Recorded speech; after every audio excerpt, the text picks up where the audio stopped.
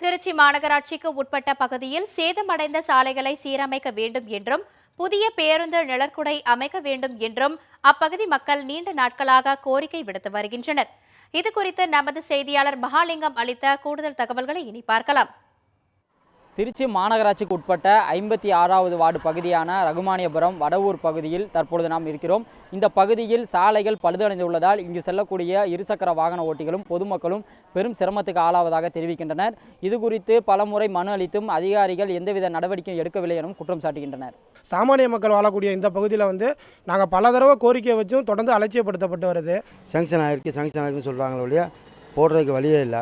நம்மளுக்கு சேங்ஷன் ஆனாலும் கூட நம்மளுக்கு அந்த கோரிக்கை நிறைவேற்றப்பட மாட்டேது. அது அவங்க அதிகாரிகள் அந்த சேங்ஷன் ஆன பணத்தெல்லாம் எடுத்துக்கிறாங்களா, இல்லை சம்மந்தப்பட்டது இதுக்கு தகவல் சொல்லாமல் மக்களை ஏமாத்துறதுக்காக சாங்ஷன் ஆயிருச்சுன்னு போலி வித்தைகள் மட்டும் காட்டுறாங்களாங்கிறது எங்களுக்கு புரியலை.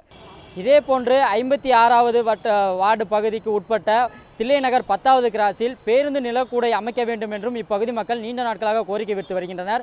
ஆனால் 4 ஆண்டுகளாகியும் இதுவரை எந்தவித நடவடிக்கை எடுக்கவில்லை எனவும் இப்பகுதி மக்கள் தெரிவிக்கின்றனர்.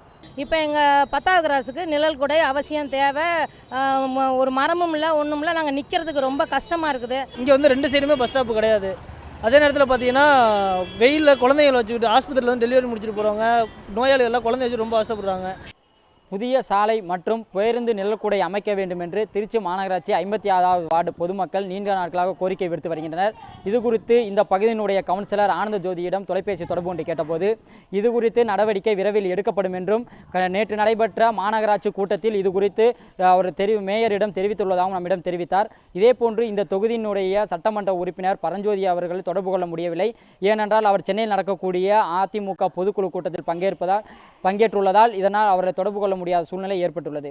ஒளிப்பதிவாளர் கார்த்திகுமாருடன் மகாலிங்கம், நியூஸ் 7 தமிழ், திருச்சி.